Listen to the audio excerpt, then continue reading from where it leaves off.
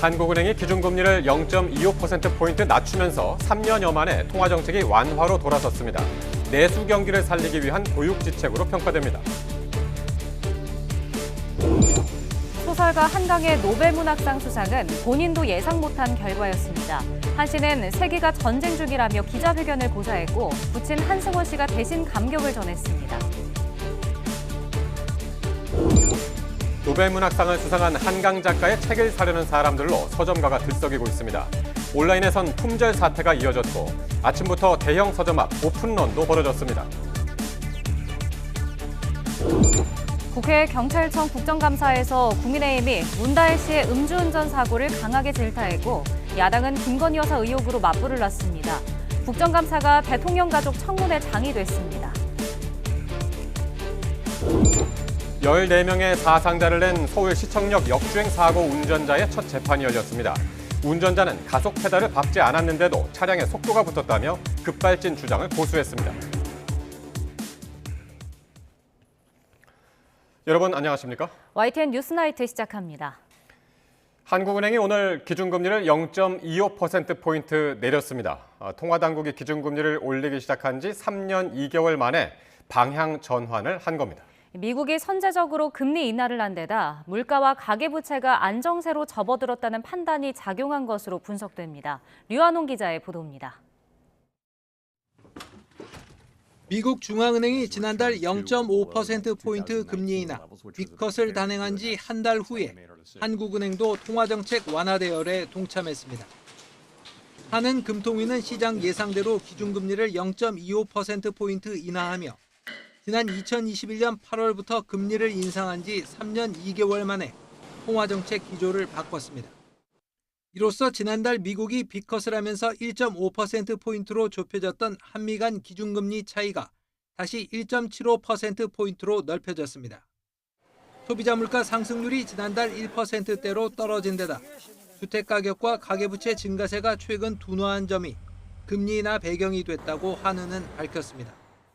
서울 아파트 가격 상승폭은 4주 연속 둔화세를 나타냈고 가팔랐던 가계부채 증가폭도 지난달 절반 수준으로 내려왔습니다. 한은 금통위원 7명 중 1명을 제외한 6명이 금리 인하 결정에 찬성했고 앞으로 금리 인하 가능성도 한은은 열어놨습니다. 앞으로의 통화정책 운영 방향과 관련해서는 물가 상승률이 목표 수준에서 안정될 것으로 예상되기 때문에 기준금리를 중립적 수준으로 점차 조정해 나갈 필요가 있다고 보고 있습니다. 이창용 총재는 미국처럼 빅컷을 할 상황은 아니라면서 인하 속도는 금융 안정 상황을 보면서 결정하겠다고도 했습니다. 떨어지는 속도가 해외에서 50bp씩 떨어진다고 우리도 이제 50bp씩 떨어지겠구나. 그러니까 돈 빌려도 문제 없구나. 이렇게 생각하시면 안 된다는 측면에서 경고를 드린 거고. 영끌족을 향해서는 갭 투자를 하고 싶다면 자기가 얼마나 금융 비용을 감당할 수 있는지 고려해야 할 것이라며 경고장을 날렸습니다. YTN 유환홍입니다. 기준금리 인하가 향후 시중금리 인하로 이어지면서 대출이 많은 가계와 또 자영업자의 이자 부담도 줄어들 것으로 보입니다. 내년 중순부터는 내수 회복 효과가 나타날 거란 기대와 함께 금리 인하 조치가 늦은 것 아니냐는 실기론도 제기됐습니다. 보도에 오인석 기자입니다. 3년 넘게 계속된 장기간의 고금리는 소비와 투자를 제약하는 요인이 됐습니다. 대표적 내수 지표인 소매 판매액 지수는 9개 분기 연속 감소했고 가계 여윳돈인 가구 흑자액은 8개 분기째 줄며 소비 여력을 죄고했습니다. 통화당국도 내수 회복이 늦어지며 올해 성장률 전망의 불확실성이 커졌다고 판단했습니다. 먼저 물가 상승률이 낮아지면서 실질금리 측면의 통화 긴축 정도가 강화되고 성장 전망의 불확실성이 높아진 만큼 금리 인하를 통해 긴축 정도를 완화할 필요가 커졌습니다. 장기간 내수 침체로 서민들이 어려움을 겪자 최상목 경제부총리는 국회 국정감사에서 내수 부분은 내년에 올해보다 회복되기를 기대하고 노력하고 있다고 말했습니다. 이번 기준금리 0.25%포인트 인하로 대출금리도 그만큼 내려간다면 가계대출 차주의 연간 이자 부담은 약 3조 원 줄어들 것으로 추정됩니다. 자영업자의 이자 부담은 1조 7천억 정도 감소할 것으로 예상됩니다. 금리 인하는 올해 들어 내내 부진한 내수를 되살리는 촉매제 역할을 할 것이란 기대가 나옵니다. 전문가들은 민간 기업의 설비 투자와 건설 투자, 소매 판매가 시차를 두고 회복될 것으로 전망했습니다. 이번 금리 인하는 내수의 긍정적인 요인으로 생각합니다. 금리 인하된 후 통상 2, 3분기 이후에 영향이 가시화되는데 이를 감안하면 내년 중순 정도에는 내수 회복에 가시적인 영향이 나타날 것으로 보입니다. 심각한 내수 부진에 대응해 금리 인하를 서둘러 써야 한다는 실기론도 일각에서 나옵니다. 2년째 역대급 세수 부족으로 재정 여력이 줄어든 상황에서 통화 긴축 기조를 보다 일찍 전환했어야 한다는 겁니다. 가계 부채를 이유로 지난 8월 금리를 동결했지만 가계빚에 대한 우려는 여전하기 때문입니다. 실기를 했다고 봅니다.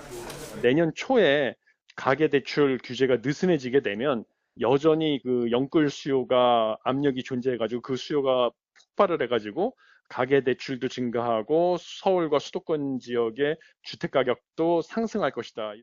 이창용 총재는 기준금리 인하를 실기했는지는 1년 정도 지나고 평가해주면 좋겠다고 밝혔습니다. YTN 오인성입니다. 네, 그렇다면은 한국은행의 기준금리 인하 조치가 한동안 주춤했던 서울 집값에는 어떤 영향이 있을까요? 집값이 다시 뛸 거란 우려가 있지만 정부의 강력한 대출 규제로 금리 인하 영향은 제한적일 거란 진단이 유력합니다. 보도에 김기봉 기자입니다. 올해 초 강남 3구에서 출발해 서울 전역과 수도권으로 거세게 퍼졌던 아파트값 상승세. 여름을 지나면서 기세가 꺾여 7월 9천 건에 육박했던 서울 아파트 거래량은 9월엔 3천 건 선에 머물 것으로 예상되고 주간 매매가 상승폭도 0.1%로 약해졌습니다. 이런 상황에서 기준금리 인하는 부동산 시장의 호재이긴 하지만 영향은 미약할 거라는 판단입니다. 미 연준 금리 인하와 그에 따른 국내 금리 연동은 올해 상반기부터 예상돼 이미 주택 시장에 반영됐고 이번 금리 인하 폭이 개인의 집 구매 판단을 바꿀 만큼 큰 수준이 아니라는 것입니다. 무엇보다 정부의 강력한 대출 규제로 금리 인하 자체가 큰 의미가 없다는 진단입니다. 지금은 금리보다도 정부의 대출 규제, 즉 개별 차주에게 필요한 만큼의 대출이 나오느냐가 더 중요한 상황입니다. 일단 대출이 나온 다음에 금리가 얼마인지가 의미가 있는 겁니다. 이미 올라버린 집값에 대출도 막히면서 관망할 수밖에 없는 상황이 쉽게 바뀌기는 어렵다는 관측입니다. 하지만 금리 인하 기조가 유지된다면 집값 상승 압력에 힘이 실릴 수밖에 없습니다. 집값이 다시 뛸 수 있는 상황적 여건이 여전히 남아있기 때문입니다. 금리 인하가 추후에 또 단행이 될 경우 점진적인 그런 분위기는 나타날 수 있습니다. 어차피 시장 자체의 공급 부족이라든가 전세 가격 상승에 따른 이런 시장 분위기가 바닥에 깔려 있는 데다가 유동성 유입이라든가 전체적인 분위기가 개선이 되면서 전문가들은 대체로 올해 상반기에 치고 오른 집값이 당분간 강보합세를 보이다 향후 금리 추이에 따라 완만한 상승세로 이어질 가능성에 무게를 두고 있습니다. YTN 김기봉입니다. 오늘 국회에서 열린 헌법재판소 국정감사에서 여야가 탄핵 공방을 이어갔습니다. 여당은 민주당이 추진해온 검사 탄핵이 이재명 방탄용이라고 날을 세웠고 야당은 박근혜 전 대통령 탄핵을 언급하면서 반면교사로 삼아야 한다고 맞받았습니다. 정인용 기자입니다. 국민의힘은 탄핵 심판 사건을 최종 판단하는 헌법재판소 국정감사에서 민주당이 탄핵 소추를 남발하고 있다고 포문을 열었습니다. 이재명 대표나 민주당 비리를 수사한 검사에 탄핵 압박을 하고 담당 사건 판사들까지 위협하고 있다는 겁니다. 21대 국회의 가장 큰 특징은 탄핵의 정쟁 도구화, 탄핵 소추를 하면 즉시 직무가 정지되니까 굉장히 큰 정부 압박 수단으로 작동을 하는 거죠. 민주당은 검사 등 공무원의 잘못을 바로잡는 건 국회의 당연한 권한이라며 박근혜 전 대통령도 국회가 탄핵했다고 반박했습니다. 김건희 여사가 윤석열 대통령의 비선 실세라며 비선 등을 사유로 탄핵당한 박 전 대통령 사례를 반면교사 삼아야 한다고 역공을 펼쳤습니다. 권력은 국민으로부터 나오는 거야 라고 하는 걸 인지해야 합니다. 김건희 여사의 사익이 끼어들어서 국정이 농단되고 있다는 겁니다. 후임 헌법재판관 국회목 3명 가운데 민주당이 2명을 추천한 걸 두고도 여야 설전이 오갔습니다. 국민의힘은 과거 3명 중 2명을 추천한 정당은 자신들이 비판해온 14대 국회 민주자유당이었다고 꼬집었습니다. 본인들이 독재정당 취급해온 민자당하고 똑같은 행동을 하겠다는 겁니다. 민주당은 의회 독재정당임을 자인하는 꼴이라고 생각합니다. 민주당은 민자당 시절이나 지금의 민주당은 제2당, 즉 국민의힘과 7, 80석 차이가 난다고 일축했습니다. 지난 관례에 따르면 절대 다수를 가진 당이 2명을 추천하는 것은 어떻게 보면 당연한 겁니다. 그게 민의를 반영하는 것이에요. 산자위 국감에선 본 질의가 시작되기 전부터 민주당이 김 여사의 코바나 컨텐츠 후원업체가 코트라에서 특혜를 받았다는 의혹을 제기하자 여당이 강하게 항의하며 한 차례 파행이 빚어지기도 했습니다. 상임위원회 회의장 곳곳에서 김 여사 관련 의혹으로 모든 국감 이슈가 블랙홀처럼 삼켜지고 있습니다. 의사 진행에 대해서만 발언을 해야지 국감하고 전혀 다른 내용을 물론 어디 민주당 지도부에서 시켰겠죠. 민주당은 또 체코 원전 사업을 두고 정부가 입찰을 위해 재정 지원을 약속했다는 의혹을 제기했고 국민의힘은 수주 경쟁이 치열한 해외 사업에서 지원 의향서는 당연히 내야 하는 거라고 반박했습니다. YTN 정인용입니다. 국회 행정안전위원회가 실시한 경찰청 국정감사에서는 여야가 문재인 전 대통령의 딸 다혜 씨의 음주운전과 김건희 여사의 마포대교 순찰을 두고 충돌했습니다. 국민의힘 이다리 의원은 질의에 앞서 음주운전은 실수가 아니라 살인이라는 문 전 대통령 과거 발언 영상을 튼 뒤 문다혜 씨에게 단순 음주운전이 아니라 처벌 수위가 높은 위험운전 치사상죄를 적용하라고 촉구했습니다. 야당 의원들은 지난달 10일 김건희 여사가 세계 자살 예방의 날을 맞아 마포대교에서 경찰과 도보 순찰에 나선 것을 문제 삼았습니다. 조지호 경찰청장은 문재인 전 대통령의 딸 다혜 씨의 음주운전 사건에 대해 비공개 조사가 원칙이라고 밝혔습니다. 조 청장은 오늘 국회 행정안전위원회에서 문 씨의 출석 공개 여부를 묻는 말에 조사는 모두 비공개가 원칙이며 문 씨 측과 소환 일정을 조율하는 것으로 알고 있다고 설명했습니다. 또 조사 장소를 이동할 가능성을 묻자 출석하는 사람 신변에 위험이 있다면 검토할 수 있는 문제라고 덧붙였습니다. 경찰청은 이후 별도 자료를 내고 신변 안전 조치 등을 검토할 수 있다는 의미였다고 해명했습니다. 국민의힘 한동훈 대표가 최근 김건희 여사 의혹을 겨냥해서 국민 눈높이를 강조하는 발언을 이어가면서 여권 내 파장이 이어지고 있습니다. 친윤계에서는 한 대표가 아군인지 적군인지 모르겠다는 날선 반응도 나왔습니다. 강민경 기자의 보도입니다. 김건희 여사가 공개 활동을 자제할 필요성이 있다는 취지로 발언한 다음 날 한동훈 대표는 검찰이 재판에 넘길지 여부를 검토하고 있는 김 여사 도이치모터스 주가 조작 의혹을 두고 이렇게 말했습니다. 검찰이 어떤 계획을 가지고 있는지는 저는 알지 못합니다. 다만 검찰이 국민이 납득할 만한 결과를 내놔야 한다라고 생각합니다. 사실상 김 여사 사법 처리를 요구한 거란 해석입니다. 여권에선 한 대표가 10월 16일 재보궐선거를 앞두고 승부수를 던졌다는 분석도 나왔습니다. 특히 전통적 강세 지역으로 꼽혔던 부산 금정구의 여론이 심상치 않은 만큼 김 여사 의혹의 정면 돌파로 냉랭한 민심을 돌리려 한다는 겁니다. 재보선 이후로 예정된 윤석열 대통령과의 독대가 실제 성사될 경우 김 여사 이슈를 제1화두로 꺼내기 위한 포석을 깔아놨다는 관측도 나옵니다. 다만 친윤계를 중심으로는 한 대표가 적군인지 아군인지 모르겠다는 등 국민 눈높이 발언을 겨냥한 공개 반박이 쏟아졌습니다.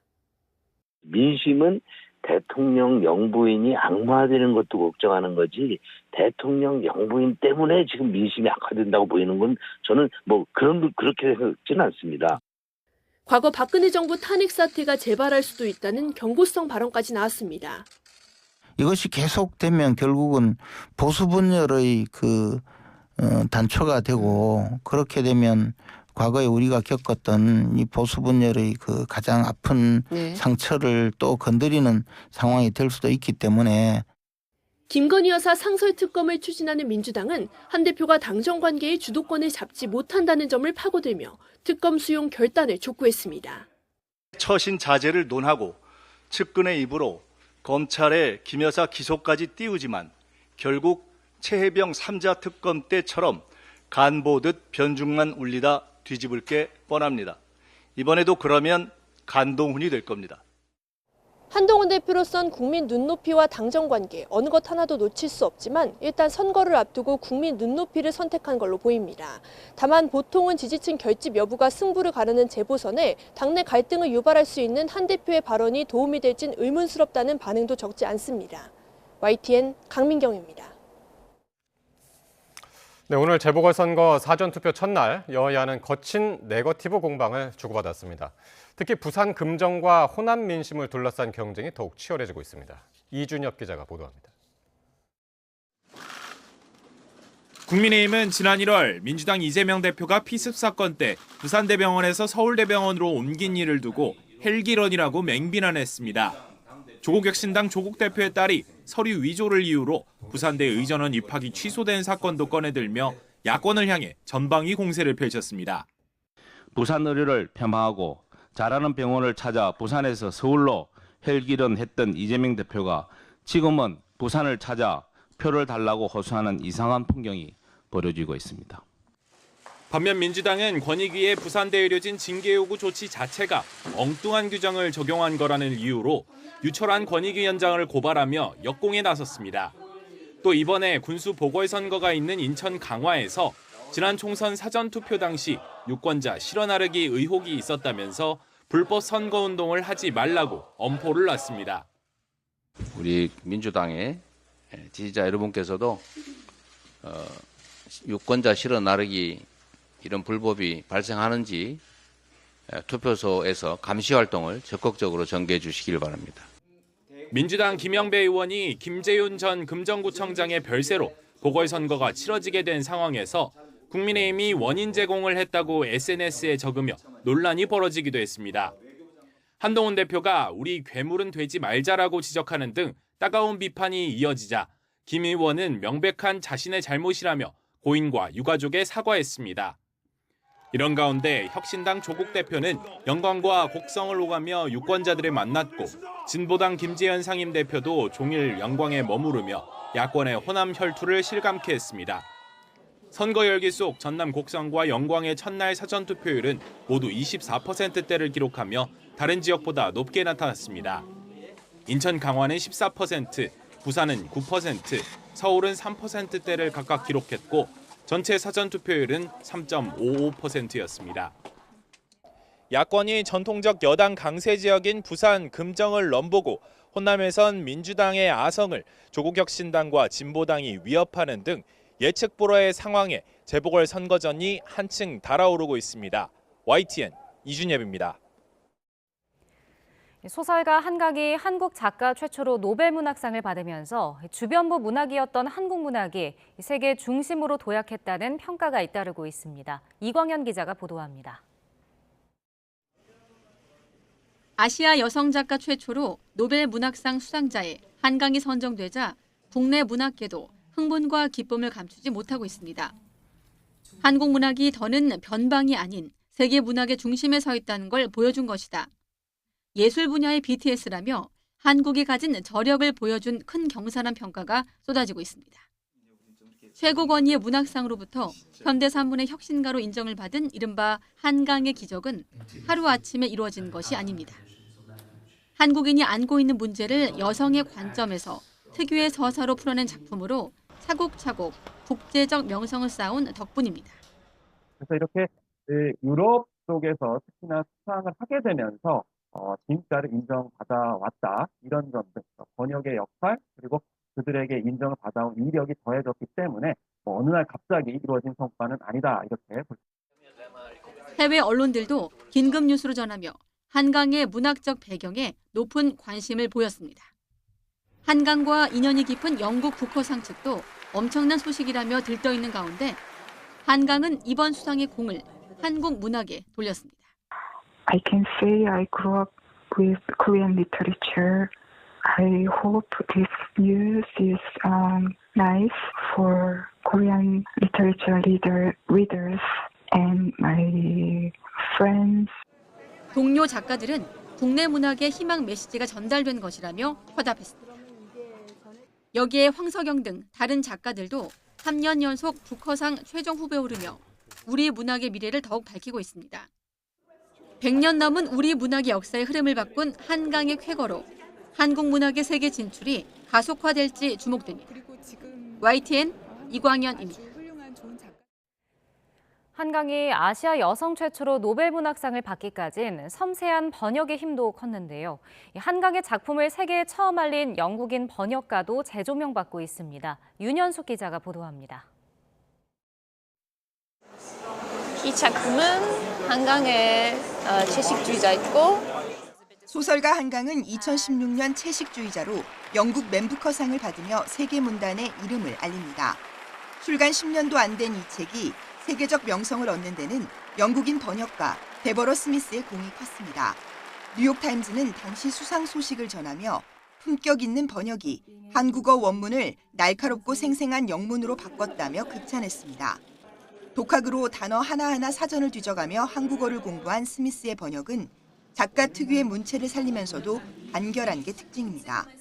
The style was controlled, restrained, without being cold, concentrated on the most to make sure that they came across properly in my translation as well. 작품의 감정과 톤을 그대로 살린 솜씨에 원작자인 한강마저 감탄할 정도입니다. I'm lucky to have met Deborah as my wonderful translator and my friend. 스미스는 직접 출판사 접촉과 홍보까지 1인 3역을 하며 한강의 책을 영미권에 소개하는 데 앞장섰습니다. 스미스가 세운 출판사는 한강의 노벨상 수상 소식에 번역 문학의 엄청난 승리라며 환영의 뜻을 밝히기도 했습니다. 한강이 강렬한 시적 산문의 혁신가로 불리며 한국 작가 최초로 노벨 문학상을 타기까지는 번역의 힘도 컸다는 평가입니다. 그 아름다운 문장이라든지 아름다운 세계를 포착했기 때문에 한 세대 위인 그 작가들한테는 상을 주지 않고 그 후세대에게 상을 줬다. 노벨 문학상 수상으로 세계 문학계의 보물창고로 조명받고 있는 한국 문학. 번역 문학의 양과 질을 높이는 체계적인 지원 속에 더 많은 작품이 세계 독자들과 만나기를 기대합니다. YTN 윤현숙입니다. 한편 대형 서점과 동네 서점에선 한강 열풍이 불었는데 한강 작가의 책을 사기 위한 오픈런 행렬이 이어지기도 했습니다. 배민혁 기자가 다녀왔습니다. 서울 시내 대형 서점 앞에는 이른 아침부터 줄이 늘어섰습니다. 혼수레를 챙긴 모습도 눈에 띕니다. 문을 열자마자 바쁜 걸음으로 들어서는 시민들. 한강 작가의 책을 구하기 위한 오픈런입니다. 하지만 책은 금세 동나버리고 아쉬운 마음에 빈자리라도 사진으로 남깁니다. 어젯밤에 뉴스 듣고 한번 이 기회에 사서 수능 끝나면 읽으면 좋겠다 생각을 해서 사러 왔다가 지금 다 품절돼가지고. 새 책이 들어오고 또 들어오지만 매대에 올려놓기 무섭게 팔려나갑니다. 조금 전 한강 작가의 대표작 가운데 하나인 채식주의자의 새 물량이 들어왔는데요. 한 작가의 책을 사기 위한 시민들로 발디딜 틈이 없는 모습입니다. 점심시간에 잠시 틈을 낸 직장인도 고국에서 영광스러운 소식을 들은 교포도 뜻깊은 날을 기념합니다. 끊임없는 독자들의 행렬에 결국 급하게 준비한 물량도 모두 소진됐습니다. 너무 좋아서 기쁜 소식 듣고 주위에 이제 지인들한테 선물 하나씩 드리려고 받는 사람도 좋아할 것 같아서. 기분 너무 좋죠. 점심시간 이용해서 왔는데 좀 일찍 나온 게 잘한 것 같아. 제가 탄 것은 아니지만 참 자랑스럽고 놀랍죠. 시애틀에서 같이 문학 활동하는 그런 분들한테도 제가 읽은 걸 좀 전해주고. 수상 소식이 들리자마자 한강 작가 책이 매진된 소규모 서점에서는 혹시 책이 더 들어오는지 손님들 문의가 잇따르지만 재고를 구하기가 쉽지 않습니다. 수상하시자마자 책 남아있던 재고들도 다 나갔어요. 계속 손님들도 문의를 엄청 많이 주시고 출판사에서도 책을 저희한테 할당할 수 있는 게 한정돼 있다 보니까. 한국인 최초 노벨문학상 수상 소식에 서점가에 부는 한강 열풍은 한동안 계속될 것으로 보입니다. YTN 배민혁입니다.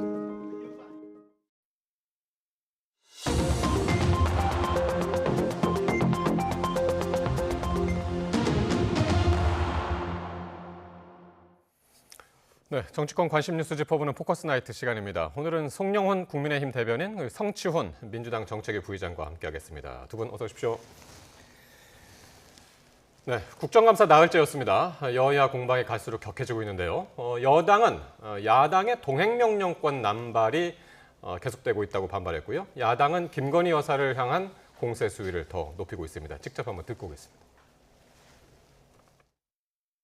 다소의 위력을 앞세운 거대 야당의 폭주가 끝이 없습니다. 국정감사 증인 채택조차 일방으로 밀어붙이고 있습니다. 법사위의 경우 야당이 신청한 증인은 99명이 채택되었지만 여당이 신청한 증인은 단 1명만 의결되었습니다. 거대 야당의 입맛에 맞는 증인들만 불러내 국감을 정치 선동의 장으로 전락시키겠다는 속셈입니다. 거대 야당이 이번 국감을 대통령 탄핵을 위한 빌드업으로 악용하고 정쟁을 위한 쇼에 몰두하면서 동행명령권을 남발하고 있습니다. 국정감사의 일부 증인들이 정당한 사유 없이 불출석하거나 심지어 자의인지 타의인지 행방불명 상태가 되어 국정감사를 노골적으로 방해하고 있습니다. 어제까지 동행명령장을 발부한 8명 중 5명이 김건희 여사 의혹 관련 증인입니다. 유독 김건희 여사 관련 증인들의 국회 무시가 심각합니다. 정권 최고 실세 김건희 여사 방탄 목적이라고밖에 보이질 않습니다. 잠시 국감 출석을 피할지는 몰라도 특검 수사까지 피할 수는 없습니다. 나중에 특검 수사 받을 생각 말고 성실하게 국감장에 출석하길 바랍니다. 네, 여야 원내대표 이야기들 듣고 왔는데요. 먼저 여당은 야당의 입맛에 맞는 증인 채택을 일방적으로 밀어붙이고 있다. 동행명령권 남발한다면서 강하게 반발했는데 보니까 지금 이야기 보니까 법사위에서는 야당이 채택한 증인이 99명, 여당이 1명. 뭐 숫자만 놓고 보면 상당히 차이가 나네요. 그렇습니다. 99대 1이라는 아주 극단적인 차이를 보이고 있고 최근에 그 국회 법사위에서 있었던 이른바 검사 탄핵 청문회에서 그 이화영 전 경기도 평화부지사가 본인의 변호인과 대화한 녹취록이 공개되지 않았습니까? 그 녹취록이 큰 파장을 일으키고 있는데 거기에 보면은 이른바 무죄 재판 로비라고 하는 게 등장하죠. 그리고 대법원 얘기도 나오고 2심 얘기도 나오고 무려 2번이나 있었다는 얘기가 돼서 굉장히 경천동지할 만한 내용입니다. 그런데 지금 국민의힘에서 법사위 증인 채택 요구했던 명단 중에 권순일 전 대법관이 있어요. 민주당에서 그 부분은 극구 채택해주지 않고 있습니다. 과학기술방송통신위원회 같은 경우에는 국민의힘에서 45명의 증인을 신청했는데 단 1명도 채택이 안 되고 있어요. 이렇게 편파적으로 증인 채택을 하면서 그중에서도 불출석한 사람들 가운데서는 또 특정한 그 사안과 연관된 사람들만 동행명령장을 발부를 하고 있습니다. 21대 국회 4년간 통틀어서 동행명령장이 5번 발부됐거든요. 벌써 올해 국감에서 8명 이렇게 해서 지난 21대 국회 4년간의 사례를 이미 초과했다는 점 말씀드립니다. 예. 일단 편파적인 증인 채택이다라고 지금 말씀하셨는데요. 예. 숫자만 보면 그렇게 보일 수 있는데 왜 이렇게 됐느냐를 따져보면 들여다보면 증인은 원래 여야가 합의를 하고 원래 줄다리기라고 끝내 뺄 사람 빼고 하는 과정을 거치지 않습니까? 근데 김건희 여사와 관련된 증인들을 특히나 여당에서 끝까지 반대를 했기 때문에 합의가 안 된 겁니다. 그러니까 결국 그 최종안을 통과시키는 과정에서 여당은 퇴장하고 야당만 들어간 상태에서 통과를 시키는 경우가 아마 상위별로 많았기 때문에 그렇기 때문에 여당의 목소리가 많이 반영이 안 된 것이고 그렇기 때문에 뭐 그 야당 입장에서는 김건희 여사와 관련된 걸 끝까지 탄핵하기 위해 뭔가 막기 위해서 증인들을 출석시키지 않기 위해서 본인들의 증인을 몇 명이라도 넣을 수 있는 걸 사실상 포기한 것 아니냐라는 말씀을 드리고 싶고 그리고 동행명령권 같은 경우는 그렇습니다. 말씀하신 대로 역대 국회에서 이렇게 많은 동행명령권을 발부한 적이 없죠. 근데 그만큼 이렇게 지금 이번 국회에 대해서 김건희 여사 관련된 증인들이 특히나 지금 뭔가 이 국회를 무시하는 처사들 특히 명태균 씨 같은 경우는 한 언론사와의 인터뷰에서 난 거제도로 낚시하러 간다 그러면서 그냥 국회의 명령을 무시하는 그 사실상 국회의 명령이라 하면 국민의 명령인데요. 그런 것들을 무시하는 행태를 보였기 때문에 동행명령권을 발부한 것이다. 이렇게 말씀드립니다. 제가 이거 하나만 좀 말씀드릴게요. 국회에서 얼마 전에 그 김영철 검사에 대해서 동행명령장을 발부했죠. 이 사람이 누굽니까? 민주당 전당대회 돈봉투 의혹을 수사했던 검사예요. 그 검사는 국감 안 나온다고 지금 동행명령장을 발부를 했는데 정작 민주당 국회의원들은 지금 현역 의원 6명이 전당대회 돈봉투 사건 수사를 받아야 되는데 8개월 넘게 수사를 안 받고 있습니다. 검찰에서 아무리 나오라고 해도 지금 불체포 특권을 방패막이 삼아서 출석을 안 해요. 그러면은 그 국회의원들이 본인들은 불체포 특권을 이용해서 방탄하면서 그 사건을 수사했던 검사는 국감에 안 나온다고 동행명령장을 발부해서 겁박을 하는 것이 타당한가, 이런 것이 제도의 남용이다라는 말씀을 드립니다. 예. 계속 뭐 이야기를 한번 이어가 보죠. 그러면은 오늘 법사위에 어떤 일이 있었는지 한번 보죠. 헌법재판소 국정감사였는데요. 여야가 김건희 여사 의혹을 둘러싸고 어떻게 충돌을 했는지 한번 직접 한번 보고 오겠습니다. 요즘은 최서원보다 더한 사람이 명태균이다 이렇게 이야기합니다. 김건희 여사의 사익이 끼어들어서 국정이 농단되고 있다는 겁니다. 헌법재판소에 윤석열 대통령의 사안이 올 수 있다는 경고라고 이야기합니다. 지금 민주당은 자꾸 박근혜 전 대통령 탄핵 사유를 윤석열 대통령에게도 비슷한 탄핵 사유가 있다고 억지로 몰아가는데 저는 국민이 판단할 거라고 생각을 합니다. 대통령의 거부권을 행사하는데 대통령과 대통령 가족에 대한 수사를 하겠다, 의혹이 너무 넘쳐나서 수사를 하겠다라는 사안에 대해서 대통령이 거부권을 행사하는 것은 헌법 내재적 한계를 초과한 거 아닌가요? 대통령이 위헌성이 높다 그래서 거부권 행사를 한번 했습니다. 그랬더니 그 위헌성에 또 다른 위헌성을 추가해서 다시 대통령, 민주당에서 일방적으로 법안을 발의해서 또 대통령한테 보냈습니다. 그러고 나서 대통령이 거부권을 남용했다고 비난을 합니다. 예, 김건희 여사의 각종 의혹이 윤 대통령의 탄핵 사유가 되는지를 두고 지금 충돌하는 모습 보셨는데요.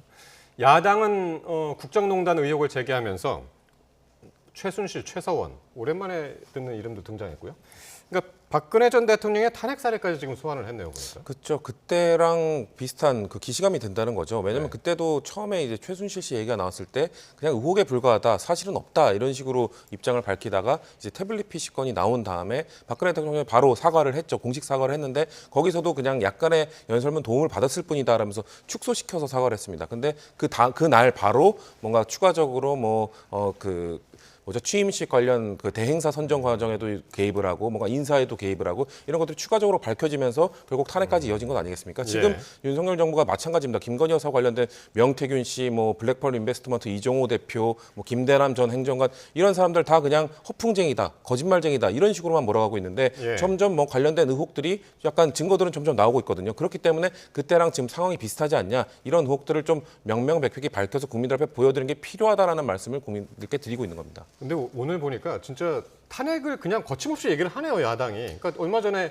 이재명 대표가 강화 유세에서였었나요? 그때 이제 끌어내려야 한다 그런 얘기를 한 이후에 탄핵이라는 얘기는 한 적이 없다 이제 그렇게 얘기를 계속 해봤거든요. 그렇죠. 이재명 대표 당시 지금 얘기하고 있는 거는 이재명 대표는 선거 과정에 있어서 지금 재보궐선거가 지금 사전투표 이루어지고 있지 않습니까? 거기서는 이제 정권 심판론을 좀 부각시키기 위해서는 대의민주주의의 기본 원칙인 일꾼이 잘 못할 때는 끌어낼 수도 있는 것 아닙니까? 심판해 주십시오라는 심판론 메시지를 좀 더 명확하게 하기 위해 그런 것이고요. 국회 과정에서는 아까 말씀드린 것처럼 뭔가 김건희 여사와 관련된 의혹이 아닌 그 이상으로 가고 있기 때문에 그것이 정말 사실로 밝혀진다면 탄핵까지도 갈 수 있는 건 아니라는 그런 얘기들을 점점 다루고 있는 것이죠. 이것도 제가 좀 한 말씀 드려도 될까요?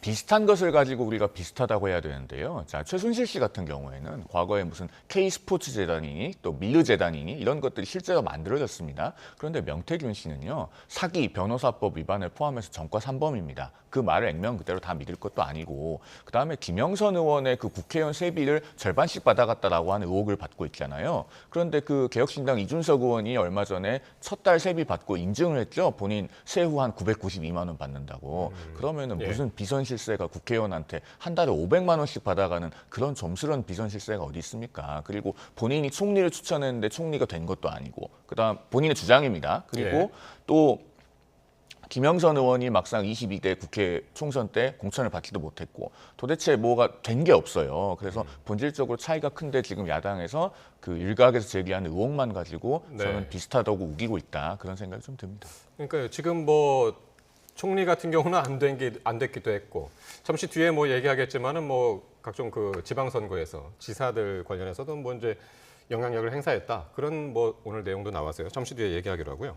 오늘 이 국감장에서 보니까 이런 얘기도 나왔어요. 현직 대통령이 재판을 받는 경우를 가정한 질문이 나왔는데 헌재 그 사무처장이 법률 효과상 그렇다라고 얘기해서 근데 이 현직 대통령이 지금 윤 대통령을 얘기하는 것은 아니죠?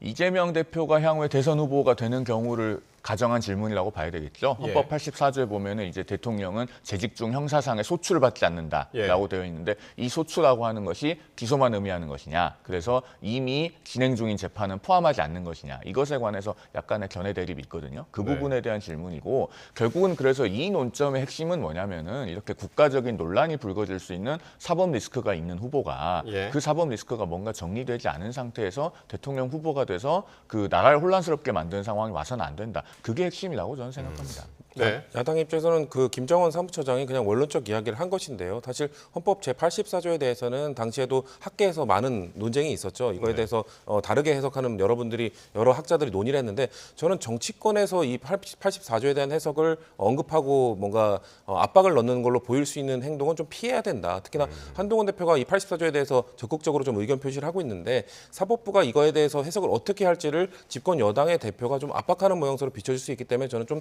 자제하는 것이 필요하다는 말씀을 드리고 싶습니다. 예.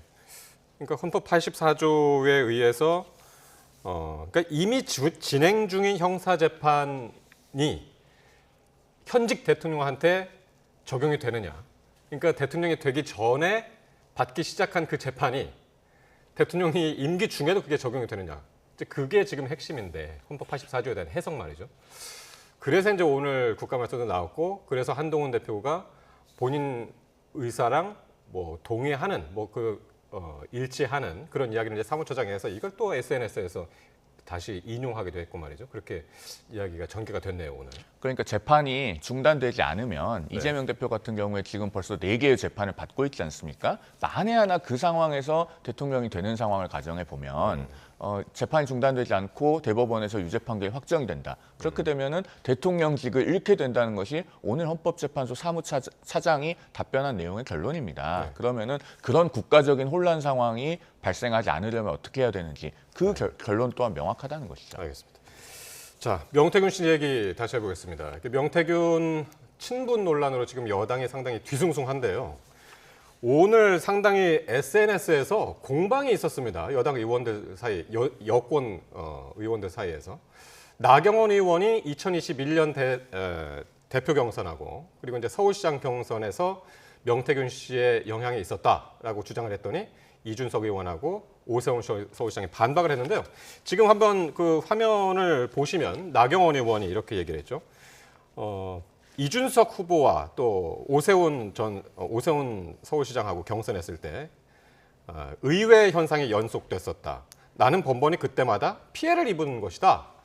그렇게 얘기를 했더니요. 이준석 의원이 부정선거를 주장하는 사람, 부정선거론자가 되는 초기 증세다. 조작된 조사 하나만이라도 있으면 찍어서 대봐라. 없지 않냐. 이제 그렇게 얘기를 했고 한 장 또 넘겨주실까요? 그랬더니 나경원 의원이 명태균과 여론조사를 미리 얘기 안 했냐? 그럼 새벽에 홍매화 심은 것은 뭐냐? 이게 홍매화라는 거는 이제 지난 총선 전에 이준석 의원하고 이제 명태균 씨가 7부사에서 만남을 가졌던 그것을 이제 상징적으로 지금 홍매화라고 얘기를 한 것이고요. 이준석 의원이 다시 또 이야기를 하죠. 명태균 만나서 한 이야기나 구체적으로 밝혀라. 만난 적이 없다고 거짓말하다가 정정하지 않았냐. 오늘 몇 차례를 이게 이제 서로 만나서 얘기한 게 아니라 SNS를 통해서 이제 주고받은 이야기란 말이에요. 이런 상황도 지금 어떻게 보고 계십니까? 예. 일단은요, 이 명태균 씨라고 하는 사람이 한마디로 하면 여론조사 기술자 아니겠습니까? 그런 점 때문에 여러 정치인들과 접촉을 할 수 있었던 것 같습니다. 예. 그러면은 사실은 이런 여론조사 기술자를 정치인들이 가까이 할 수 있는 그런 현상은 구태 정치라고 봐야 돼요. 이런 예. 것들과는 단호하게 단절하는 것이 필요합니다. 그러면 그 연장선상에서 보면은 나경원 의원이 과거 전당대회 과정에 대해서 의문을 제기하는 것은 있을 수 있다고 봐요. 예. 어떤 점에서 그러냐면, 자, 이준석 전 대표는 그 당시 전당대회에 그 출마 의사를 시사했을 때 처음에는 유력 후보가 아니었습니다. 네. 당시에 이제 그 새로운 보수당 쪽에서 그 옹립하려고 했던 후보는 김웅 의원이었죠. 이른바 초선 당대표로. 예. 그런데 이준석 후보가 출마 선언했을 때 처음에 당선 가능성이 있다고들 생각하지 않았지만 5월 9일에 이 명태균 씨의 미래한국연구소에서 의뢰한 여론조사가 하나 나옵니다. 네. 거기서 갑자기 나경원 의원과 이준석 후보가 오차범위 내로 나와서 이준석 후보가 1위로 나와요. 그래서 이제 이준석 신드롬이 시작이 된 겁니다. 예. 그 여론조사가 2021년 5월 말씀. 2021년 5월 9일이죠. 그래서 이 여론조사가 진원지가 되었고 네. 그런데 우리 정치에서 이것과 비슷한 사례가 있어요. 2002년에 3월 16일 그 새천년 민주당 대선 경선 과정에서 이른바 광주 경선이 있었습니다. 그때 노무현 후보가 1위를 해서 이른바 노풍의 그 진원지라고 평가가 되는데 그 3일 전에 SBS와 문화일보가 의뢰한 여론조사에서 노무현 후보가 이인재 후보와 오차범위 내에서 앞서는 걸로 나와요. 그래서 당시에 노사모가 이 여론조사 결과를 굉장히 크게 홍보를 했고 예. 광주 경선에서 노무현 후보가 1등을 하는 데 영향을 미쳤습니다. 이런 사례들이 있기 때문에 예. 이준석 후보가 당선되는 과정이 과연 그러면 명태균 씨의 여론조사와 무관했던 것이냐 이것을 지금 나경원 의원이 묻고 있는 것이고 이준석 의원도 여기에 대해서는 책임 있는 정치인으로서의 답변을 해야 된다. 저는 그런 생각이 듭니다. 예. 어쨌든 예, 나경원 의원이 계속해서 당 대표 선거, 서울시장 경선 과정에 의혹을 제기했는데 그 오세훈 시장이 한 얘기도 있죠. 그것도 잠깐 보여주시면. 예, 어쨌든 당헌 당규에 따라서 절차에 따라서 했었고 여론조사 방법을 결정했었고 그리고 이런 자중질환하는 모습에 당혹스러움과 참담함을 느낀다 그렇게 얘기를 했습니다. 야당 입장에서 이거 어떻게 보고 계십니까? 저희는 지금 나경원 의원과 국민의힘에서는 왜 명태균 씨를 고발하지 않는 거죠? 지금 명태균 씨가 국민의힘의 가장 큰 선거 3가지 대통령 후보 경선 그리고 당대표 전당대회, 서울시장 후보 경선 이런 것들에 있어서 본인의 영향력을 발휘했다고 지금 국민의힘 주장에 의하면 허위 사실을 계속 얘기하고 있는 것 아닙니까? 그렇다면 이런 그 국민의힘의 신뢰성에 아주 상처를 주는 발언을 하고 있는 명태균 씨 다시 고소고발을 해야 되는 것 아닙니까? 그런데 예. 나경원은 저렇게 한가하게 SNS를 올릴 때가 아니라 직접 나서서 뭔가 고소고발을 진두지휘해야 되는 것 아닙니까? 그럼에도 불구하고 저렇게 뭔가 정치적 메시지만 던지고 있다. 이것은 사실 명태균 씨가 갖고 있을 뭐 통화 녹취록 아니면 텔레그램 이런 것들에 대해서 밝혀질 경우 만약에 고소고발하면 그런 것들이 다 밝혀지지 않겠습니까? 네. 그런 것들에 대한 두려움 아니겠어요? 왜냐면은 지금 국민의힘에서는 명태균 씨는 정과삼범의 사기꾼일 뿐이다. 허장성세가 강한 사람뿐이다 이렇게 주장하고 있는데 예. 그런 사람과 대통령 그리고 대통령 부인이 숱하게 연락을 주고받고 뭔가 선거에 대해서 논의했다라는 게 밝혀지게 되면은 네. 엄청난 큰 타격이 될 것이기 때문에 사실상 명태균 씨를 건드리지 않고 있는 것이다 이렇게 보여지는 것이거든요. 그렇기 때문에 저는 나경원 의원이 저렇게 말하고 있는 거는 참 한가해 보인다는 말씀 드리고 싶습니다. 그러니까 이게 명태균 씨가 지금 계속해서 언론을 통해서 하나씩 얘기할 때마다 오늘 또 어떤 얘기가 있었냐면 홍준표 시장하고도 지금 SNS를 통해서 갈등을 빚고 있는데요. 당원 명부 56만 명이 이제 유출된 그 일과 관련해서 홍준표 지사한테 물어봐라 라고 이야기를 해서 마치 홍준표 지사가 대선 과정에서 대선 캠프에서 이제 마치 유출한 것처럼 그렇게 얘기를 하니까 이런 거짓말 이거 두고 볼 수 없다. 이렇게 또 이제 이야기를 했단 말이에요. 이게 이런 건 뭐 하나하나를 두고선 지금 이야기를 하기에는 너무 지금 그렇고 이런 어쨌든 명시 발언 하나하나에 정치권이 전체가 특히 여권이 이제 술렁이고 막 흔들린단 말이죠.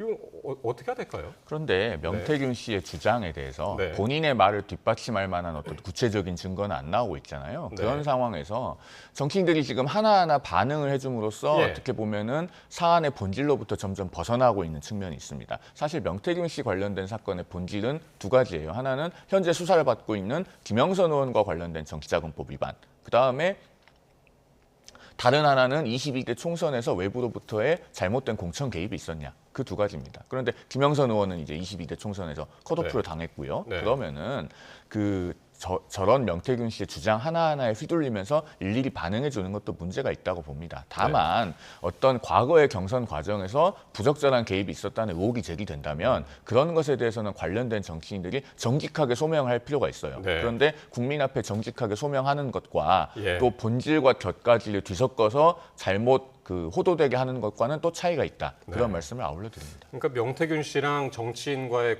그 사이에서 뭐 진실 공방이 있을 수도 있고 한데 그 이야기로 해서 정치인들끼리 지금 치고받고 싸우는 모습이 상당히 참 최근 들어서 이제 못 보던 그런 그림들이라 그래서 지금 계속 여쭤봤고요.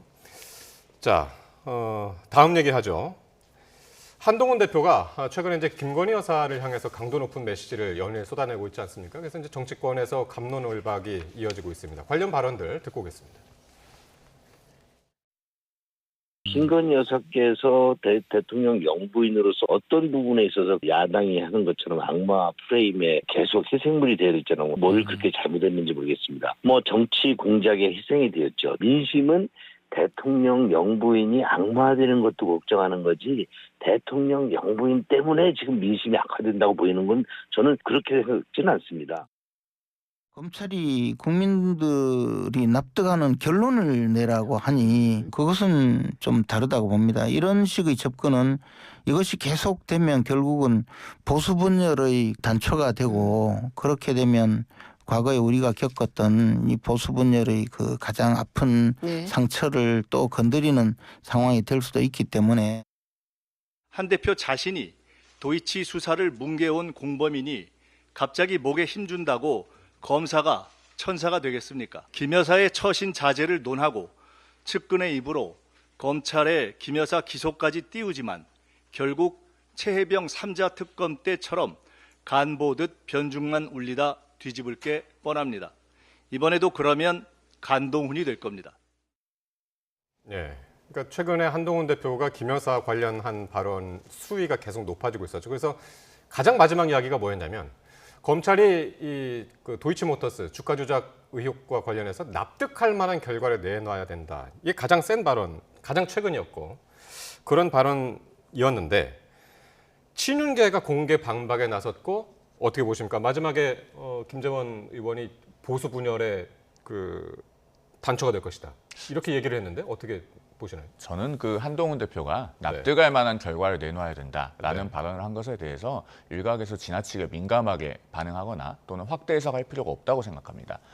일국의 법무부 장관이 없는 죄를 만들어서 주라라는 취지로 이야기를 한 것은 아니지 않겠습니까? 다만 이 도이치모터스 사건은 과거와 지금 법원 판단의 전제가 달라졌죠. 그 90명 정도 되는 전주 중에서 손모 씨가 함께 기소가 돼서 1심에서는 무죄를 받았었습니다. 그런데 그때는 공동 정범으로 기소가 됐었죠. 예. 그런데 항소심에 와서는 방조범으로 공소장 변경이 되고 방조범으로는 유죄 판결이 나왔습니다. 물론 대법원 판결이 남아있기 때문에 지켜봐야겠습니다만은 그런 전제가 달라졌을 때, 자 지금까지 수사는 오랫동안 했으니까 그러면은 그 기록과 자료는 이미 충분히 축적이 됐을 것이고 그 증거들을 이제 법리만 그 기초에서 판단을 했을 때 그리고 검찰이 어떤 다른 외부적인 고려도 하지 않았을 때 뭔가 일치된 결론을 낼 수 있을 겁니다. 그 결론을 낸다면은 국민들께서 납득할 수 있지 않겠는가. 네. 그런 취지로 저는 해석이 되거든요. 즉 검찰이 다른 어떤 외부적인 고려도 하지 않는다면은 그것에 따른 결론은 국민들께서 납득할 만한 결과와 저는 일치될 것이라고 생각합니다. 즉 네. 그런 차원으로 이해하면 될 것이고 뭐 없는 죄를 만들어서 주라고 하는 것처럼 해석하는 것도 좀 이상하다는 생각이 듭니다. 네.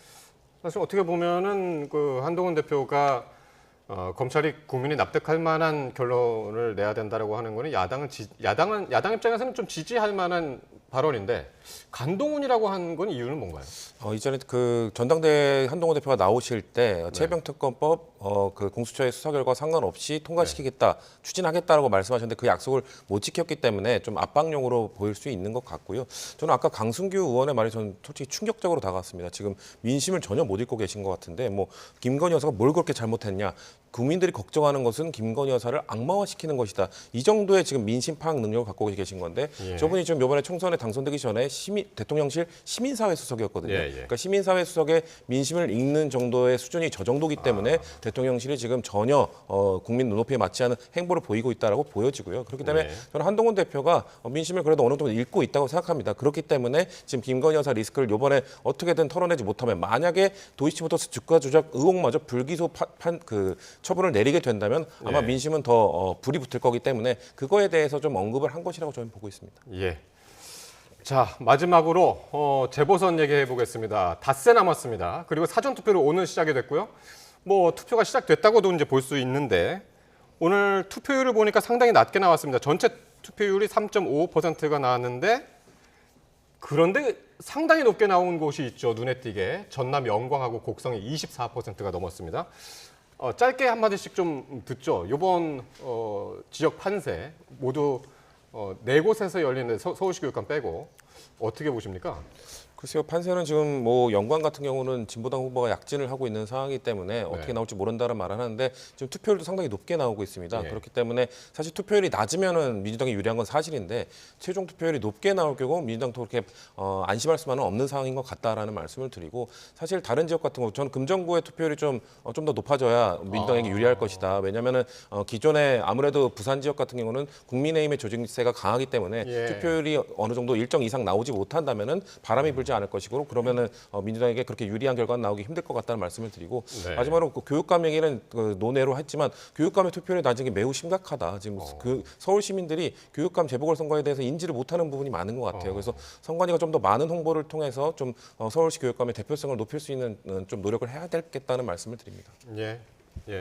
영광 같은 경우에는 지금 투표율이 굉장히 높은데 이것은 민주당에 아무래도 좋은 신호는 아니죠. 왜냐하면 저렇게 투표율이 급등할 때는 아무래도 현상 변경을 원할 때 투표율이 높습니다. 즉 영광은 민주당의 전통적인 강세 지역으로 손꼽히는데 저 지역에서 지금 조국혁신당 후보 그리고 진보당 후보와 3파전을 벌이고 있지 않습니까? 그러면은 뭔가 민주당이 저 지역에서 또다시 군수 자리를 가져가는 것은 원하지 않는다라고 하는 유권자들이 적극적으로 투표에 나섰을 가능성이 높다. 저는 그렇게 보고요. 그다음에 부산 금정 같은 경우에는 내일 사전 투표 이틀째 투표를 좀 봐야 되는데 왜냐하면 오늘 중요한 변수가 하나 등장했습니다. 민주당 김영배 의원이 그 돌아가신 고 김재윤 전 금정구청장과 관련해서 좀 부적절한 발언을 했죠. 왜냐하면은 뭔가 그 국민의힘에서 보궐선거 원인을 제공한 것처럼 그런 발언을 했는데 사실 이분은 금정구청장으로 재직하다가 뇌출혈이 일어나서 돌아가셨어요. 그러면은 일하다가 돌아가신 분인데 그리고 이후에 사과를 했죠. 그렇습니다. 사과는 했지만은 지금 많은 금정 국민들께서 놀랍게 받아들일 만한 발언이기 때문에 이것이 내일 투표에 어떤 영향을 미치는지 좀 봐야 될 것 같습니다. 두 분이 공통적으로 금정하고 금정구청장하고 지금 영광군수 얘기를 하셔가지고 그 두 곳을 주의 깊게 바라봐야 될 것 같습니다. 송영훈 국민의힘 대변인 그리고 성추윤 민주당 정책위 부의장과 함께했습니다. 두 분 고맙습니다.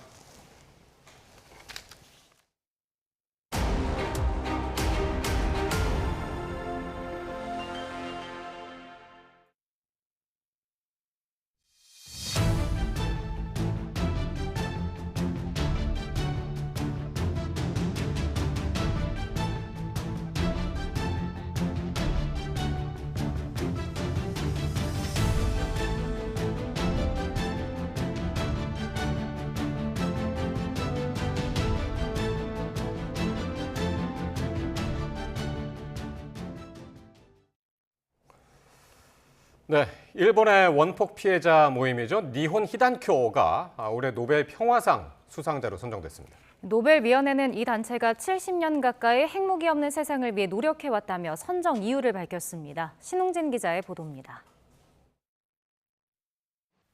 The Norwegian Nobel Committee has decided to award the Peace Prize for 2024 to the Japanese organization 니혼 히단쿄. 니혼 히단쿄는 일본 원자 수소 폭탄 피해자 단체 협의회의 줄임말인데 피폭자를 뜻하는 일본어 히바쿠샤로 불리기도 합니다. 1956년에 히로시마와 나가사키 원폭 피해자들을 지원하는 단체로 출발했습니다.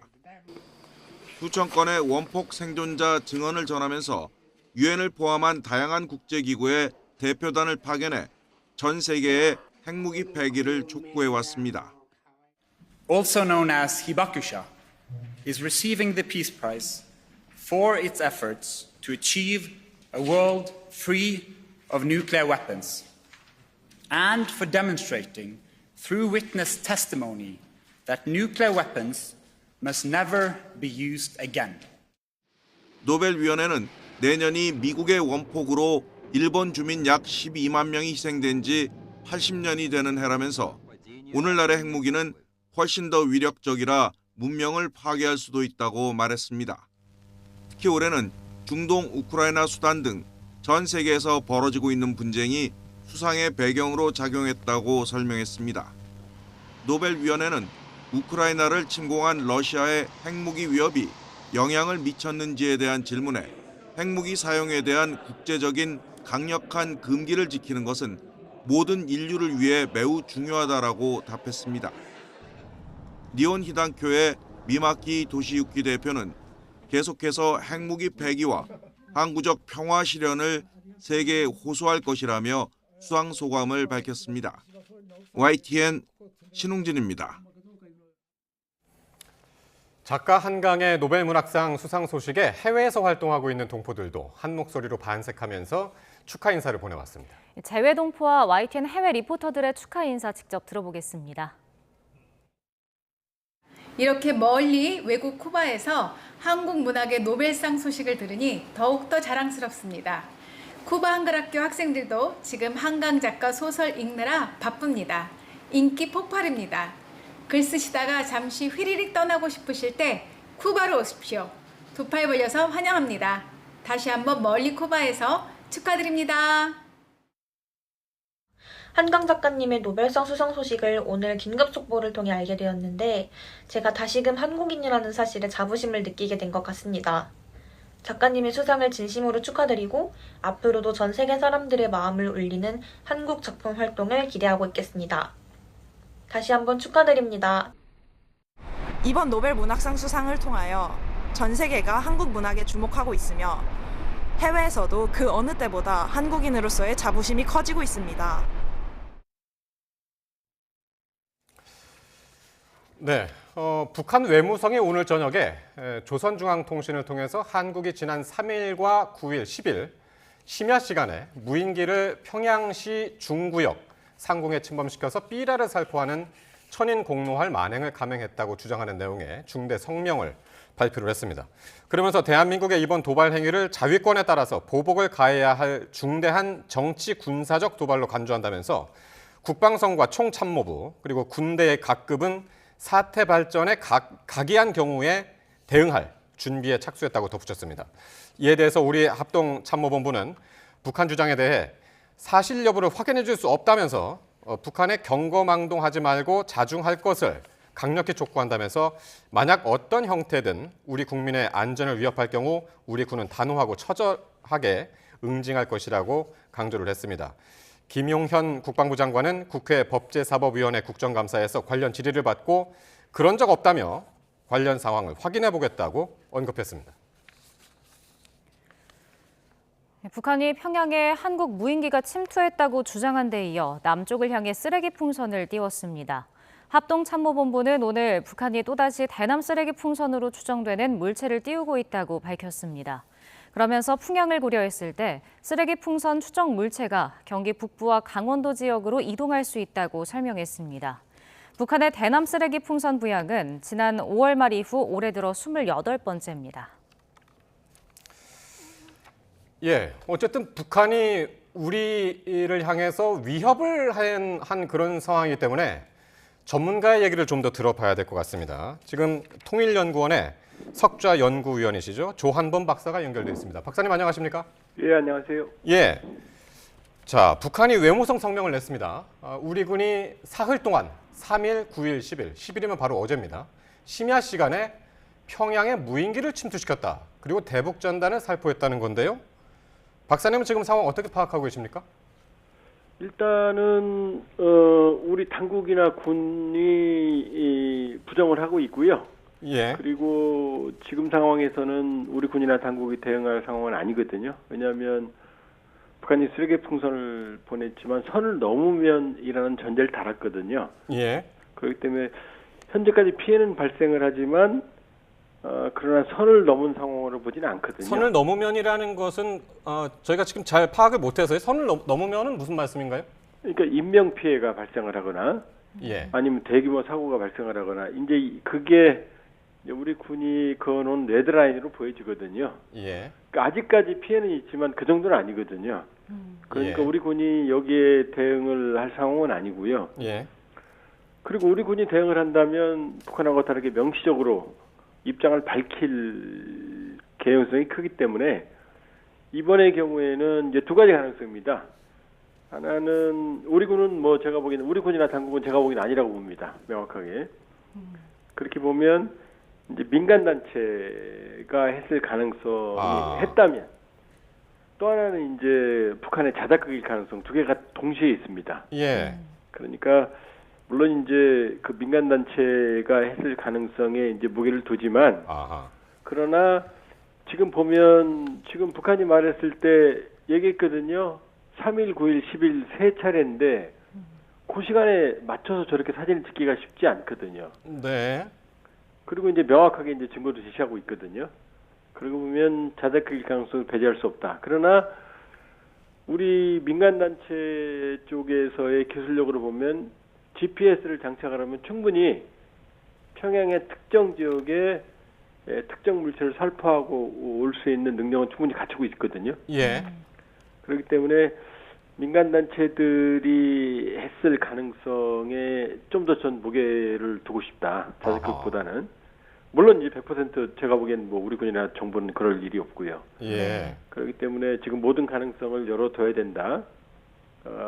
그러나 또 하나 주목할 점은 과거 같으면은 이러한 군사적인 이건 이제 군사적인 문제거든요. 예. 그러면 이제 인민군 총참모부나 북한 국방성에서 얘기를 했을 텐데 지금 외무성이 발표했거든요. 예. 그럼 이거 이제 너희들하고는 다른 나라다 우리는. 그러니까 외교 관계다. 그러니까 여러 가지 복선이 좀 있는 상황이고요. 예. 그러나 확실한 건 제가 보기에는 북한의 자작극 또 우리가 했을 가능성 두 개 다 있고 그러나 우리 당국이나 군에서 해야 될 이유가 없다. 그렇게 보면 했다면 민간단체들이 했을 개연성이 좀 있고요. 그러나 이제 이렇게 볼 수 있습니다. 그러니까 대북 전단을 보내는 단체들은 기술력이 좀 딸립니다. 네. 무인기 쪽에서는. 그러나 무인기의 기술력을 가진 단체들은 또 대북 전단 살포 능력은 좀 떨어지거든요. 예. 그러니까 이번에 화면이나 그림을 보면 무인기 능력은 보여줬지만 전단 살포는 좀 부실해요. 그러니까 지금 화면에 뭐 무인기 촬영한 그 사진도 있고 예. 지금 삐라가 지금 나오고 있거든요. 그러니까 예, 삐라를 평양시에다가 지금 뿌렸다는 거잖아요. 북한 주장은. 예. 그 삐라 사진 혹시 보셨는지 모르겠네요. 예, 그게 봤습니다. 예, 봤습니다. 예, 우리가 만든 삐라라고 보십니까? 왜냐하면 두 가지 가능성이 있는데요. 전문적으로 그 대북 전단을 살포한 단체들은 삐라를 저런 식으로 만들지 않습니다. 네. 좀 더 이제 북한에 특화된 걸 만들거든요. 그런데 지금 보낸 삐라 내용을 보면 뭐 무기를 샀을 때랑 식량을 비교했다든지 뭐 일부만 나왔거든요. 예. 근데 이제 전문적인 대북 단체들은 저거보다 훨씬 더 북한에 심리전적인 영향을 줄 수 있는 전단을 만들거든요. 그러니까 그리고 이제 그 일부 삐라가 살포됐지만 북한 당국이 보여준 거는 삐라가 살포가 안 되고 그대로 떨어진 그냥 묶음줄이 그대로 떨어졌거든요. 그럼 효과가 없거든요.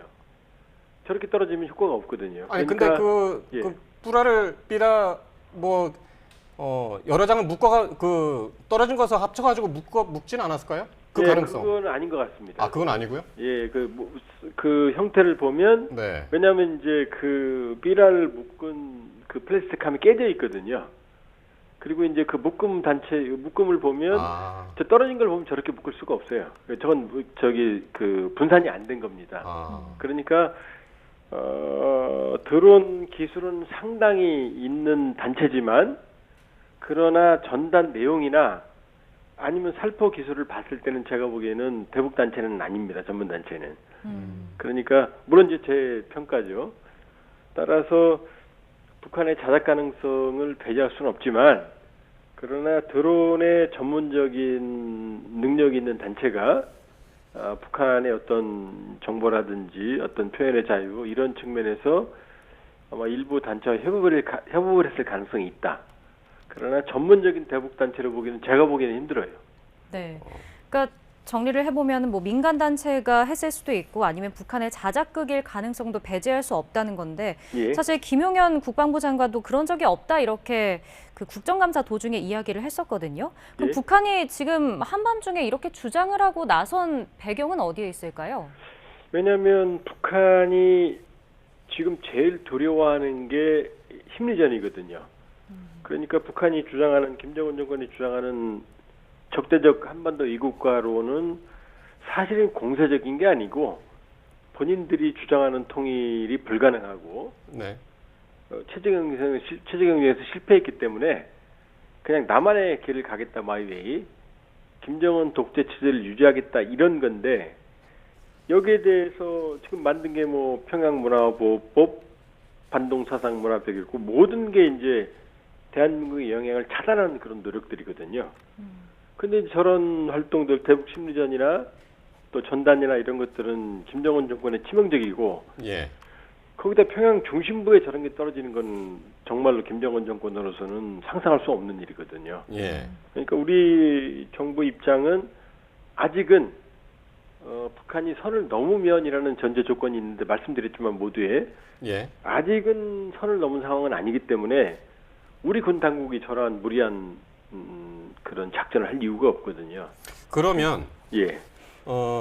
지금 일단 합동참모본부에서는 북한 주장에 대해서 사실 여부를 확인해 줄 수 없다고 그랬고 김용현 장관은 오히려 그런 적이 없다고 그랬고요. 예. 그건 조금 뉘앙스가 다른 거죠, 그죠? 아니요, 같은 겁니다. 같은 건가요? 왜냐하면 우리 군은 한 적이 없다는 거죠. 정확히 보면, 종합해 보면. 그러나 민간 단체가 했다면 북한이 대공망으로 저걸 포착을 했다면 예. 우리 군도 포착을 했을 거거든요. 그러니까 우리 군의 입장에서는 우리는 안 했다. 예. 그러나 군은 안 했다. 군 입장에서는 안 했다. 예, 제가 보기에는 저는 확실히 안 했다고 봅니다. 할 이유도 없고. 예. 물론 나중에 이제 북한이 선을 넘으면 해야 될 필요성은 있겠죠. 대응 차원에서. 그러나 우리 군은 해야 될 이유도 없고 했을 때 효과도 의미가 그렇게 지금 상황에서는 크지 않거든요. 그러니까 예. 우리 군이 이제 넘어가는 건 파악했을 수가 있겠죠. 그러니까 이제 그 부분입니다. 그러니까 우리는 안 했다.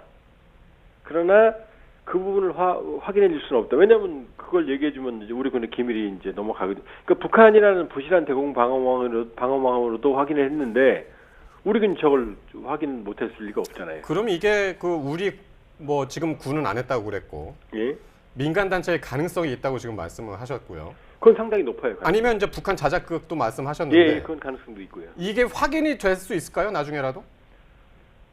일단 이 단체들이 우리가 했다 그러면 확인이 되겠죠. 네. 그러나 이제 지금 저도 짐작이 가는 여러 부분들이 있긴 합니다만 그러나 이게 국제법적으로 영공을 침범을 왜냐하면 우리 헌법에 북한은 이제 우리 땅이지만 유감스럽지만 국제법적으로는 유엔에 가입한 별개 국가거든요. 네.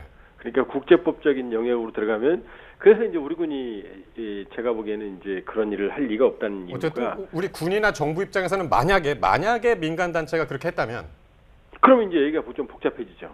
왜냐하면 상당히 좀 당혹스러운 입장이겠네요. 예, 왜냐하면 이제 유엔에 가입한 별개 국가이기 때문에 영공 침범이 될 수 있거든요. 네. 그러면 이제 여러 가지 국제법적 문제가 발생을 할 수가 있겠죠. 왜냐하면 이제 풍선 같은 경우는 엔진이 없기 때문에 기구거든요, 기구. 그런데 이제 이 무인기 같은 경우는 엔진이 있기 때문에 이게 영공 침범으로 간주될 수 있거든요. 왜냐하면 이제 풍선 같은 경우는 기류에 따라 움직이니까 영공 침범이라는 문제를 우회할 수 있는데 이 경우는 엔진으로 의도적으로 영공을 침범하니까 만일에 그 단체가 이제 우리가 했다 그러면은 얘기가 좀 복잡해지죠. 그러나 물론 향후 좀 봐야 되겠습니다만 제가 보기에는 그러니까 우리 정부 조사로 결과가 나오거나 북한의 주장하면 모를까 그 단체가 내가 했다라고 할 가능성은 현재로서는 그 단체들이 실익이 없기 때문에 가능성은 높지 않거든요. 그런데 우리가 했다 그러면 얘기가 좀 복잡해지죠. 네. 알겠습니다. 오늘 말씀은 여기까지 듣겠습니다. 통일연구원 석좌 연구위원 조한범 박사와 함께 이야기 나눠봤습니다. 박사님 오늘 말씀 고맙습니다. 예, 고맙습니다.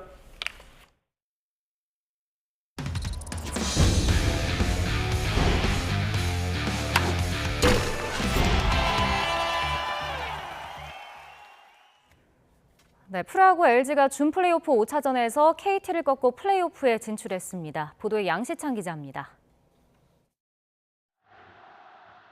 지난 경기를 아쉽게 패한 LG는 작심한 듯 1회부터 불방망이를 휘둘렀습니다. 신민재가 좌전 안타로 출루하자 오스틴이 곧바로 우중간 적시 2루타를 치며 선취점을 올렸고 다시 김현수가 홈런을 의심케 하는 큼지막한 2루타로 오스틴마저 홈으로 불러들였습니다.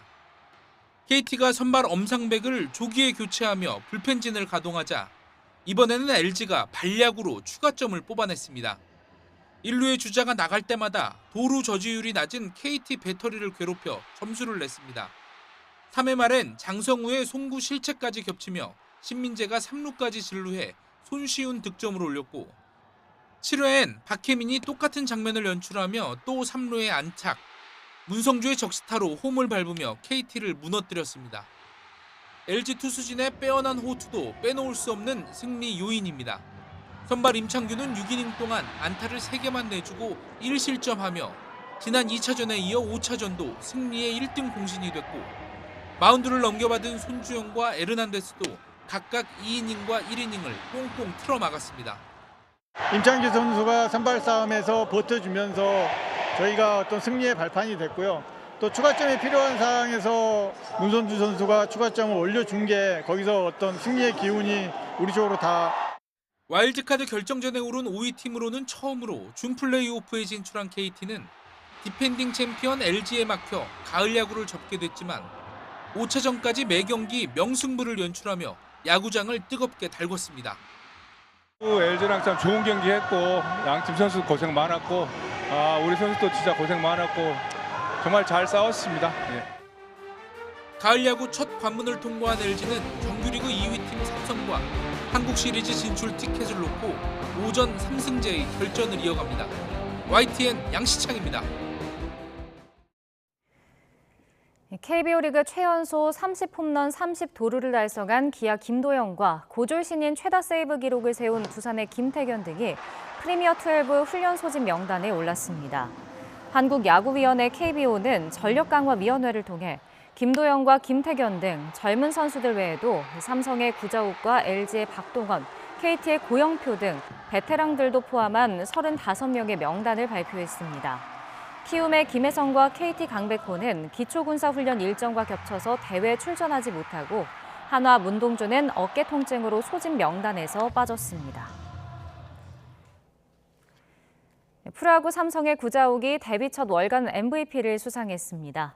구자욱은 기자단 투표에서 30표 가운데 29표를 휩쓸고 팬 투표에서도 50% 이상의 압도적인 지지를 받아 9월과 10월 MVP로 선정됐습니다. 구자욱은 9월 이후 16경기에서 타율 5할에 홈런 9개, 타점 24점 등의 활약을 펼치며 팀을 정규리그 2위에 올려놨습니다.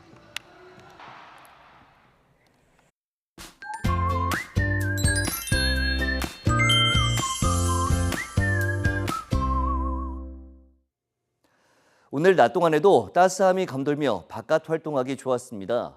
하늘도 맑아 상쾌한 기분도 들었는데요. 내일도 대체로 맑은 가운데 서울 낮 기온이 24도, 광주 26도까지 오르는 등 오늘과 비슷하거나 조금 높은 수준을 보이며 따뜻하게 느껴지겠습니다. 다만 여전히 일교차가 10도 안팎으로 크게 벌어집니다. 주말을 맞아 외출하시는 분들은 큰 일교차에 대비할 수 있는 겉옷 하나 챙겨주시기 바랍니다. 또 오전까지 내륙을 중심으로 안개가 매우 짙게 끼는 가운데 서쪽 지역에는 공기가 탁해지는 곳도 있겠고 영남 해안과 제주 해안에는 너울성 파도가 높게 일겠습니다. 이른 시간에는 교통 안전에 해안가에서는 안전사고에 유의해 주시기 바랍니다. 내일 아침 기온은 서울이 13도, 대전 12도, 대구 13도로 오늘만큼 쌀쌀하겠고 한낮에는 서울 기온이 24도, 대전 24도, 부산 26도까지 오르겠습니다. 휴일인 모레도 대체로 맑은 가운데 일교차 큰 전형적인 가을 날씨가 이어질 전망입니다. 날씨 정보였습니다. YTN 뉴스나이트 금요일 순서 모두 마칩니다. 저희는 다음 주 월요일 밤 9시 40분에 새로운 이슈들과 함께 다시 찾아뵙겠습니다. 시청해주신 여러분 고맙습니다.